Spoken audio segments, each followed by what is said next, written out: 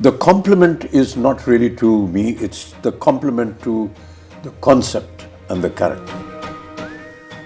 Hello everybody, this is Amitabh Bachchan and I'm privileged to have Nag Ashwin here, the director of Kalki. Full privilege. And it's 8 o'clock in the morning here in Mumbai. And I've just come back at about 3 in the morning after seeing Kalki for the third time. And just cannot explain the wonder and the experience that all my friends, we watched the film again. And so I thought that there are many aspects of the film, Nagi, which a lot of people put questions to. And in my mind also, there is a lot that comes to me when I think about Kalki. Explain not just to me, but to the audience in general, how you thought of. When we spoke to Priyanka and Sapna, they said, after the last film, they waited and asked you what you're going to do next, and you said, I don't know. And almost after a year or so, you went to them and said, I have something. And after that, Priyanka was saying that after hearing it, I couldn't sleep for a couple of days.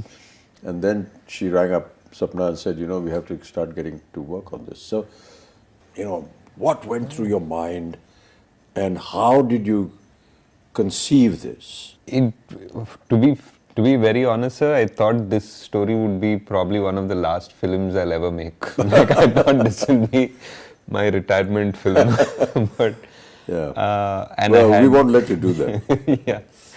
And I had like a smaller story, maybe something that was not as ambitious as this, that I wanted to start off with.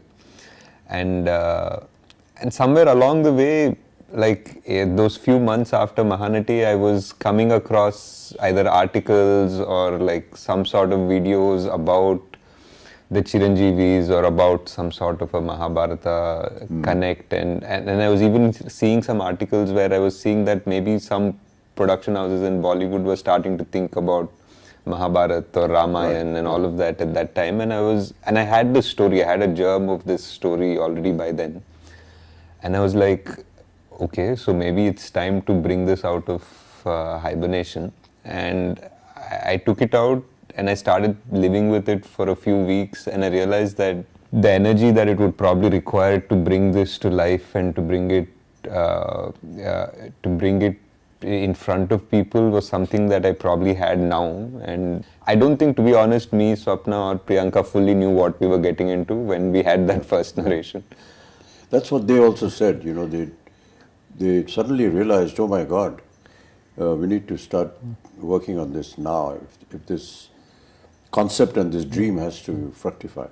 Yeah, we started with one concept artist and we thought, we'll conceptualize the main sequences of the film. But as we kept going deeper into that rabbit hole, so to speak, we realized every single thing had to be conceptualized and every single thing had to be built, and we realized it needed an army. Yeah, you showed me a photograph of Ashwatthama who has aged and is now fighting Bhairava. Yeah. Fighting Bhairava. And for someone to have had that kind of a visual in mind, and then to be told about the title, Kalki, and 2898 AD, and I couldn't understand that. So maybe you could explain for the benefit of the audience. Core of the story was the first scene, in a way. So 6,000 years after the death of Krishna. Which is what comes in the subtitle. Yeah. So 6,000 years have passed ever since Krishna gave the shrap to Ashwatthama. Yeah. So 6,000 years after, when Krishna is said to have left his body, was 3,102 BC, so to speak. So exactly that would lead up to 2898. The story of Ashwatthama happens after the 18 days of the Kurukshetra. Yeah. It happens at the very end, like after the victory, after everything. This is probably 18 days of the war for Kurukshetra. Yeah. After the 18 days of the war, this is the last thing that happens in the Mahabharata, so to speak. The most important confrontation between the Pandavas and the last Kaurava, so to speak. Yeah. So I felt that this was the ending of this story, sort of, but it's also the beginning of another story. Yes. And it doesn't finish. Like, I feel it's not finished. We just, even in the Mahabharata, for what I have read, it just is like Ashwadama is cursed and he walks into the woods. Like, he leaves Krishna and Bhima and everybody aside and he walks into the woods. We don't know what happened to him. So that's like a starting of a story. Now I wanted to know, like, if this man is cursed and he has been witnessing this entire Kali Yuga, like, that's the most interesting thought process. Like, because he is this ultimate warrior, but he's not interfering in the events of the Kali Yuga because he has a larger purpose. So I felt that it was audacious in a way for me to attempt to think that I'm finishing something that was left in the Mahabharata, but I was like, nobody's done it yet, so let's give it a shot. Yes. But why did you think like this? That I want to know what happened after that. Because in a sense, the Mahabharata ended at the end of the war after 18 days. Krishna gives this curse to Ashwatthama, end of matter. Yeah. But you said you thought, okay, what happened after that? I had really loved this dialogue in that first scene, sir. What we did, like, after Ashwadama says, kill me now, I'm ready. Yeah. And then Krishna says, no, death is not a punishment. And then we have a wide shot of this battlefield with hundreds and thousands of people who are dead. Yes. And that, for me, even when I was writing it, that just felt like it had a deeper meaning. It feels like, Mahabharata has killed millions of people, but Krishna right now is standing there and saying, death is not your punishment, having to live is your punishment. That just meant, like, maybe there is a whole karmic level to this whole thing. Mm-hmm. And for Ashwadama also, I felt that anger, like, though he was very cruel in that particular moment, that anger was justified because he just felt that his father was killed very unjustly. And his father was a great warrior and he was killed in the most unjust way. So his anger was justified in his own way. So now his redemption is also very justified. But we never know if that redemption ever comes, because it's not like Ashwadama is always been evil or something like that. He's actually a very noble warrior. He's meant to be an avatar of Shiva.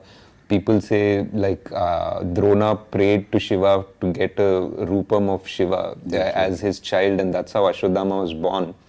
There's a beautiful, beautiful couple of pages in the Mahabharata that shows before Ashwadama enters the Pandava camp to massacre the rest of the Pandava army, he sort of, Krishna had put out a barrier. He had put out, like, his magic in a way. He's put, like, the biggest celestial guardians around the camp, and he went back to the kingdom, and Ashwa came and he realized he can't cross those celestial guardians, and for that one time he became like a Rudra Roop, like he became Shiva. He entered one pyre and he came out like Shiva, and there's Kripacharya watching this and he became so scared, like he actually ran away from that scene because Ashwadama was so terrible and so magnificent. So that character always intrigued me. Like, you can't have an avatar of Shiva who is the greatest, is the son of the greatest warrior, and not know how his story ended. So that was the point of evolution of the idea and thought of how to continue with this. Yeah. And he wasn't also, like, the most popular Mahabharata character, because from what we've usually exposed to in serials or books or anything, we know about the main ones. We rarely know much about Ashwadama, but I feel he was multiple times capable of destroying the Pandava army if not for Krishna. Like, there were astras that only he could use and only Krishna knew how to stop them. After 6,000 years. Yeah. You hear the words of Krishna saying, that when there is no water in the Ganges.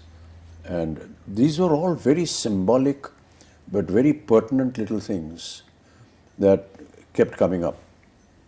How did you conceive that the futuristic world 6,000 years from now is going to be looking like this? There were a lot of things that we try to extrapolate, sir. Like, for example, there is massive drought now. There is clean air is already such a problem in so many places in China or even Delhi, for that matter, that buying air is going to become a common thing. It's actually become a common thing already. And the fact that physical currency is not going to exist has already happened. So a lot of things that when we started writing we thought were very futuristic have already happened by the time the film released. And we had to just try to understand that if there is no water, and the biggest problem is fertility, I feel, like of man and of the soil. Like, those are the two biggest things that will change the world. If human beings suddenly become infertile to a certain level, we just have barely 100 years before we go extinct, in a way. And if the stops being kind to us and it becomes dead in a way, then how much synthetic food are you going to develop, and how will that society be that lives only on synthetic food? So those are the two big things we tried to explore, though we didn't have time to really get into the details of it, but that was the thought process. During the portion when they were designing all this, were there any questions that ever arose in your mind? Multiple, sir. There were because like almost everything, because when you're trying to design a whole world with an ecosystem, with an economy, with all of that, there'll be so many contradictions. Like even just the architecture of things, there'll be like, what are your vehicles running on? Like, if it's running on this, then why don't these people have access to it? And what access does the complex have? So suddenly we're designing a whole world, right from the economy to its power systems to grid to like, what do people do? How are they making money? And is there a welfare system in this world? Like, there's so much discussion, and after I think 5-6 days of brainstorming, we usually just stop and say, enough, let's get back to the story. I was talking to some people about Shambhala and what it was, and that is something that they said, that this Shambhala is something that is under the earth. It's there in the Buddhist thought process.